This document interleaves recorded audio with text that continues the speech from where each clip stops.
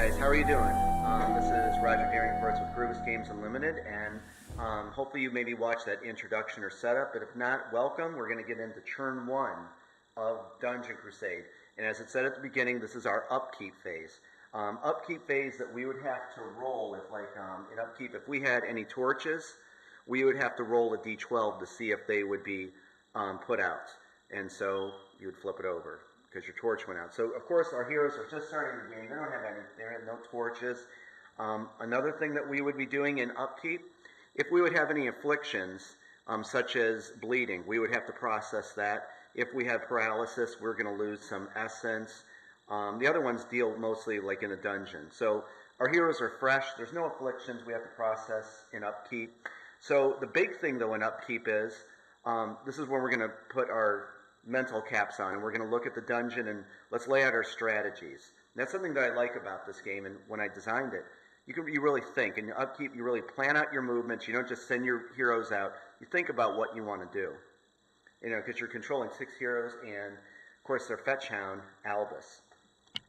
And real quick, I meant to mention this before, that, you know, we're doing level 1 quests. Main quest is Tools of the Trade, and the side quest is Raid on the Undead, where the priest of the village have asked us, there's a lot of undead raiding the village, so they want us to go clear out 4 open rooms, not pertaining to the main quest, and try to kill some of the undead monsters. But if we find some undead monsters with that racial trait, we're going to get a 400 gold bonus for all of the ones we bring back. So we'll just put a token on there as a reminder. And also, you're allowed to take 1 tavern task. And so this one here is a villager by the name of Simon Ashbourne, and his wife collects treasure chests around Avalon. And where's one of the treasure chests? Right here. And so if we bring some of these back, he'll pay us for those. So we're going to try to get some treasure chests. So my strategy is this. I'm going to excuse me. I'm going to move the camera. From our main quest here, the blacksmith says that there is, you know, that these monsters have raided the village and taken some of his tools. And they're in a few of these zones here, like here, Champions Hall, Northern Quarters, Chamber of Kings North, and Halls of the Dead North. So I'm going to create a party of 3, and we're going to go start up here, and we're going to look for these tools for him, okay? Meanwhile, wait, well, let's set this up first, okay? Because, you know, this is all initiative-based. So the 3 heroes I chose to do that, I have initiative token 1, 2, and 3. I think we're going to send our warrior. Our warrior is going to move first. Our archer will go second. And then our wizard, we'll have a wizard go with them for this, okay? So that's what I'm going to do with that. So they're going to go look for the tools for the blacksmith. So those guys are taken care of. So next, this is what I'd like to do. For Raid on the Undead, we need the, you know, this is a side quest where it's basically kill and clear. So we got to go down here and find some open rooms with level 1 monsters and level 2. I'd like to have some more gear before going to fight the level 2. So I'm thinking of going down to this area here in the dungeon. What is this, like Pit of Darkness and Chamber of Kings South. We're going to head down here because there's a secret room, and secret rooms have treasure in them. So we're going to have one of our guys try to pick this. Meanwhile, all the way south down here in Pit of Darkness, we have some level 1 monsters, so hopefully we're going to try to do that. So why don't we send, I have initiative token 4. Let's send our rogue, and let's move our barbarian next. And I thought of this too, our cleric is going to go 6th. However, she's going to derail just a little bit, and excuse me, Albus is going to go with her. We're going to go to this treasure chest here and try to get some treasure and send Albus to the village to, you know, maybe grab us a health potion, hopefully if we're lucky, what we find in the treasure chest. So upkeep is done, and we are going to move into the encounter phase, where we're going to draw an encounter card here, okay? So I will be right back with you. Okay, everyone, welcome back. We're in the encounter phase, as you saw. So this is where the heroes draw encounter cards. And let me explain something. Encounter cards are not always bad in Dungeon Crusade. That's far from it. There is some bad stuff that could happen, but I made this very fun for you. There's going to be challenges where, you know, you can maybe get some gold by moving boulders or jumping across something where you have to test attributes. So I just want you to know that don't have the misconception that encounters are bad. There's, you know, good and bad mixed in. And sometimes something won't happen at all. Okay, so we're going to draw our first encounter card for the encounter phase, and it is an event. So let's read this here. And of course, pictures are all on all the encounter cards just to be more thematic with Dungeon Crusade. Roll the d6 for selecting a hero in the placement order for this event. If you watch Basic Setup, hopefully you know what placement order is. So after we would roll, here, let's do that now then.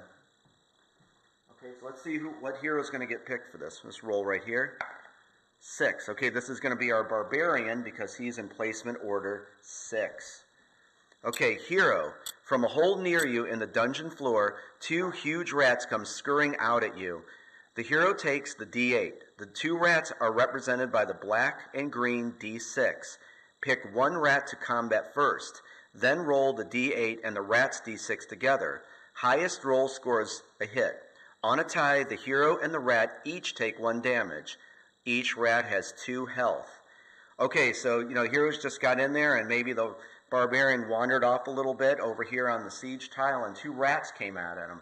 So what we're going to do is I'm going to pause. We're going to go over to the dice box and our Barbarian is going to fight these 2 huge rats in the dungeon. I will be right back with you. Okay, guys, welcome back for our little battle with our Barbarian is being represented by the D8, and we have these 2 rats that are represented by the black and green D6. So what we're going to do is they each have 2 health, and we can pick which one to fight first. So let's say that green one's staying aside. We're going to take the black one and put him in the dice cup, and let's see how the battle goes.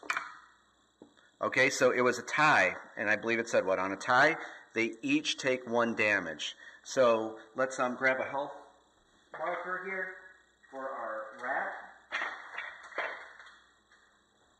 I should have those ready. So let's put 1 on there already, so he has 1, and our Barbarian is going to take also 1 damage. Okay, so we're going to go back for the next round to combat and roll. And look at that, another tie. So they're both, maybe the rat bit him and he swiped at it, but in swiping it, he killed the black rat, if you will. Okay, so that one's down, but he still has to combat the green one. So let's take the green d6 for the rat and the Barbarians and roll. And he already did, that's probably a big killing blow, an 8 and a 1. Our rat will take 1 damage, and then roll again. Hopefully this is the killing blow. Oops. Well, we'll call that. I didn't move it, of course. And that is a 6, and the rat scored a 5. So the Barbarian slays the second rat, and he does not take any more damage. So that was how an encounter goes. When we come back, we're going to be at the top of the hero phase, and we're going to see how our plan laid out that we did in upkeep. So I'll be right back with you. Okay, guys, I am back, and we're about to take the hero's turn. Remember we laid out our initiative tokens in the upkeep phase? Okay, so now we're going to put our plan into motion. And let me break away just for one moment and say something that when I designed Dungeon Crusade, I think there is 3 key features to dungeon crawl games. And I think that they are to make them whimsical, to make a sense of randomness, and surprises. And I assure you that this game is full of that. So hopefully, let's see if this grand strategy we laid out will come to fruition. Okay, so our warrior is up first, because remember we placed initiative token 1 on his card, and their movement, or for his movement, he has a base movement of 2 plus a d6. And our strategy is we were going to take the warrior, archer, and our wizard and go up here to this chamber and fight the monster and see if one of the quest items is there we need for the blacksmith, one of his tools. So we're going to roll the d6. I'm going to just roll here so you can see. And I rolled a 2. So our warrior will move 2 plus 2 for his base movement for a total of 4. So, and you're allowed to, no diagonal movements allowed. You're allowed to attack diagonal. Movement must be up, down, left, and right. And you can jump over other figures in Dungeon Crusade. So 1, 2, 3, and 4. Okay, so he is heading up to this room here. At the end of a hero's turn, they have to make a roll for the Guardian spawn rate. Now notice that our track is on 20. We're going by the black token here. So we're going to have to roll a d20. On a result of a 20, whoops, that's not there, right here. On a result of a 20, a Guardian's going to spawn. So let's see what happens. 12. So no Guardian will spawn. His turn is over. Turns are pretty brisk in Dungeon Crusade. I must say that sometimes, though, you'll get caught up in combat. That might draw it out of turn a little bit. But as for the hero's turns, they go pretty briskly. Okay, so our warrior is done. Next, we gave our archer initiative token 2. And she has a base movement of 3 plus a d6. And again, she's going to be heading up to the chamber in Champion's Hall there with our warrior. So let's roll the d6. 2 also, so she, plus base movement of 3 would give her 5, and she is right here. Here's her figure. So 1, 2, 3, 4, and 5. Her turn is over, and we're going to come over here to the Guardian spawn rate, which is of course on 20, and we're going to roll. 15, so no Guardian will spawn. Let's go to our wizard now. Remember, we're going to send him up there. He has initiative token 3 and base movement of 2 plus a d6. So let's see what he gets. Whoop, 2. Look at it, all 2s. So he's going to move 4. So we'll just go 1, 2, 3, and 4. So they are all heading up to this chamber here. So now we are going to, remember we talked about our rogue and barbarian are going to start moving down in here into the Pit of Darkness Zone and Spider's Lair and Chamber of Kings. So our rogue has 4, and we are going to move her. She has a high movement of 4 plus a d6. So we're going to move her next. Grab our d6 here. Let's move this over here a little bit. And 1. So she has 5. So we'll just move her, how about 1, 2, 3, 4, 5. And of course, she is going to roll. And you know what we forgot to do? I apologize. We forgot to roll for the wizard, for the Guardian spawn rate. I apologize. We're going to go back and roll. 12, no biggie. So now we're going to roll for the rogue. I apologize about that. And 16. So no Guardian will spawn. And now we're going to move our barbarian. He's up there. Initiative token 5. And he also has a base movement of 2 plus a d6. So let's roll. A 2. I've rolled a lot of 2s. Okay, so we're going to move him 4. 1, 2, 3, and 4. Over here for the Guardian spawn rate. 12. Okay? Now our last one here is our cleric. And remember what we said? There's a treasure chest over here pretty close to her. Albus can move at any time you want during the hero's phase. So I'll tell you what, I'm going to move Albus first. And just so you know, Albus can never be hurt, maimed. Monsters don't attack him. They simply ignore him. Nothing ever bad could ever happen to Albus. Albus has a base movement of 6 plus a d6. So let's get him, I'm going to move him down into this area right over here. So let's roll for Albus. And he has got a 4. So he has a movement of 10. So 1, 2, 3, 4, 5, 6, 7, 8. And we'll put Albus right there. Okay, now we're going to go over to our cleric. And you never roll for the Guardian spawn rate for Albus. You do not roll for that. So, of course, our cleric is up. She's right here. And I want to get her over to that treasure chest. Her card, she has a base movement of 2 plus a d6. And let's roll. Okay, 5. So 5 plus 2 is 7. So 1, 2, 3, 4, 5, 6, 7. She actually got onto the treasure chest. So when you land on a treasure chest, you simply remove it from the board. And remember, we have the tavern task for, was it Simon Ashbourne in the village? His wife collects treasure chests, so we have one. So that's a guaranteed 500 gold on Celebration Day when we churn this in. So we're going to go over here to our treasure deck, chest, and draw. And we get, please say it's gold, right? We want gold. I really wanted that to be gold. Swinging pendulum. As you open the chest, a sharp pendulum comes swinging from the ceiling. Make an agility test, 17, to miss the pendulum. If failed, roll 1d6 for damage taken. Place the pendulum token on the space. Any hero passing the space must make the same agility test. Okay, so she went there to open the chest. It was trapped, and a pendulum came swinging down on her. So what we're going to do is we're going to grab the token for the pendulum real quick. Okay, we got that. There's the pendulum. So now in this space, any hero passing this is going to have to make that test, an agility test. Okay, so let's get, I guess we can roll right over here.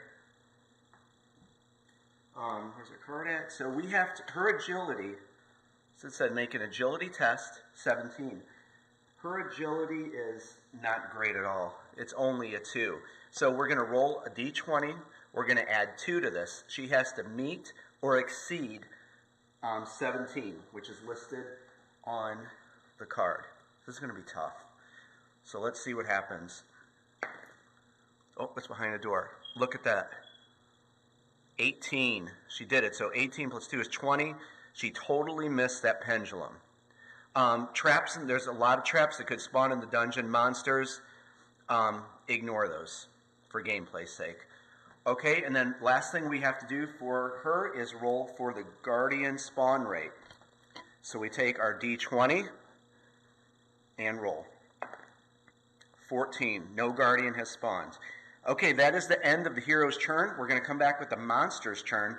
And let me explain that this black token, you'll see at the end of the monster's phase, it's going to move down now to 19, you know, and so on and so forth. If a Guardian spawns, it's reset, okay? So that is the end of the hero's phase. We laid out our plan, first move of the game, and we will see what happens on the hero's turn when we come back for next turn. But I will be back with the monster's phase. See you in a second.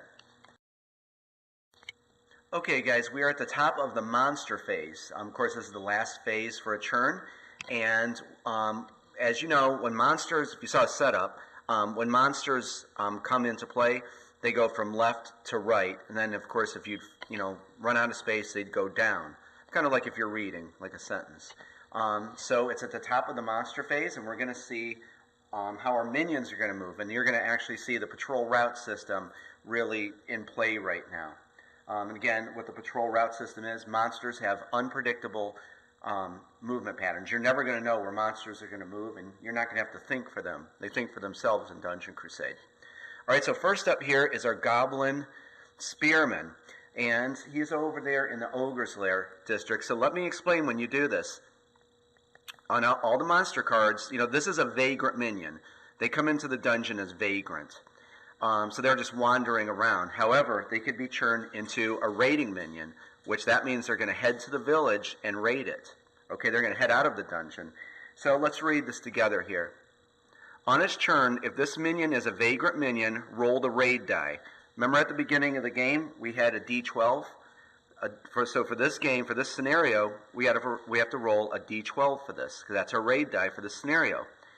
If the result is the highest value for this die, highest value, 12, for this die, place a raid token on its card. This minion is now a raiding minion. All minions have that same exact paragraph there. So what we have to do is we have to roll for this Goblin Spearman to see if he's going to turn into a raiding minion in his little brain, if he's going to convert into, deciding to go to the village. So I got a d12 in there. We're going to roll.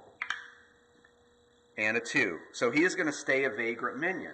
So what we have to do now is he's going to move, and he's going to tell you where he wants to move.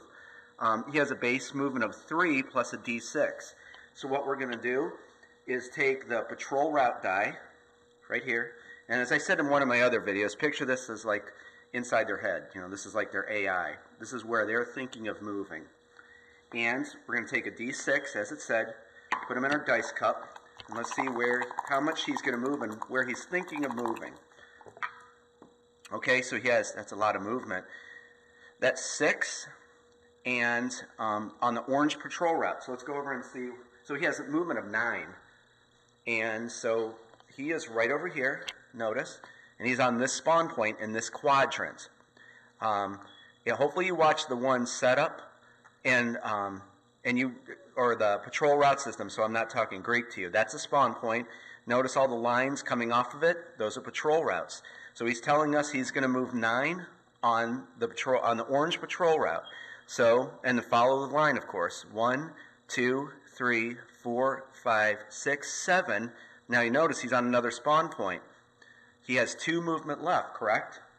Now he's thinking what patrol route am I going to pick up next? We take the patrol route die for the rest of the 2 movement and roll. Okay, he decides he's going to go back the other way on the orange. And notice there's 4 colors there, so there's 4 ways he could have went. So he's just going to go 1, 2. And so simply you saw he just kind of walked this way and walked back. That's what I mean. You will never know how minions and guardians are going to move. Now, a line of sight, if a hero is within 3 squares, clear line of sight, he will automatically turn into a raiding minion, and he's going to head to the village because he knows the heroes are here. So right now, you know, it's kind of dark. He can't see them. Okay, so let's go over here. We already moved him, and I'm just going to move briskly now because I explained that. Our red skeleton is next. He has 2 base movement plus a D6. However, we have to roll to see if he's going to turn into a raiding minion. And look, 12. Okay, what that means is, and I'm glad this came up so I could show you, we're going to take a raid token. He's going to head for the village. He's going to raid it. So let's see where he's at right now. And I'm going to explain to you how they move. Oh, he's way up here, up in Halls of the Dead. Fitting place for a skeleton. Notice here, I'm trying to put the camera down. Okay, he is right here. What you do is, notice these little squares right here. 1 to 3, 4 to 6. When I designed this, I didn't want you to know every time which way the minions were going to move. So we're going to grab a D6, and we're going to roll. Find my D6 here. We're going to roll. So if 1 to 3 comes up, he's going to go this way. 4 to 6, he's going to go this way. He's going to come down this way. So we'll point him this way, and he's going to follow the red arrows out of the dungeon. So let's roll his movement. And if I were, oh, here we go. So remember, he has a base movement of 2 plus a D6. That's a lot of movement. He's going to move 8 spaces. So 1, 2, 3, 4. And then we look for the next arrow right here. So 4, 5, 6, 7, and 8. So see, when they turn into a raiding minion, you always follow the red arrow. So he's really close. So see, look, this just changed our strategy. We're going to probably kill him, okay, on our next turn. So we're going to strategize, and we're going to figure out how to take him out so he doesn't escape. Okay, so I'm glad that came up. So you saw how a raiding minion goes, and they follow the red arrows on the dungeon floor to head out. Okay, so let's go over to our next one. Our next is, as I refer to him, if you saw my other videos, this is our green Orc Siege Raker, and I've been calling him Elmo. I don't know why. So let's, we're going to roll for him. Raiding minion. 8. So he's going to stay a vagrant minion. His movement, he has a base movement of 2 plus a D6. And let's roll for him. And of course, he's right here by us. Okay? So we put patrol route die. Roll.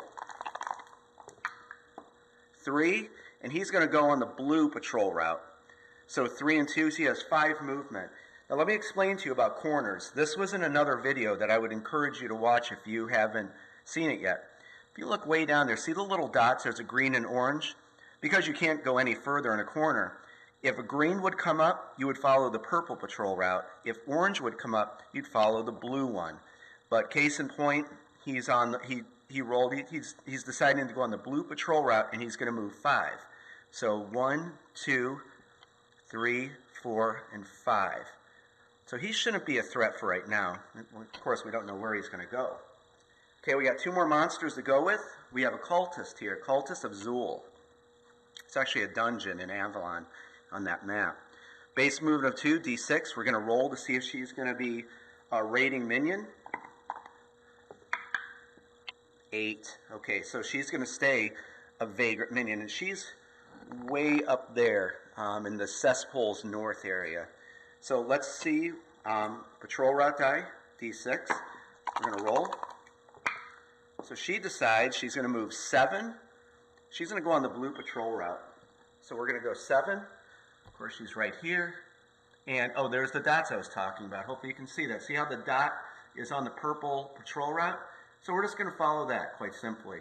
So she is going to go 7. So 1, 2, 3, 4, 5, 6, 7.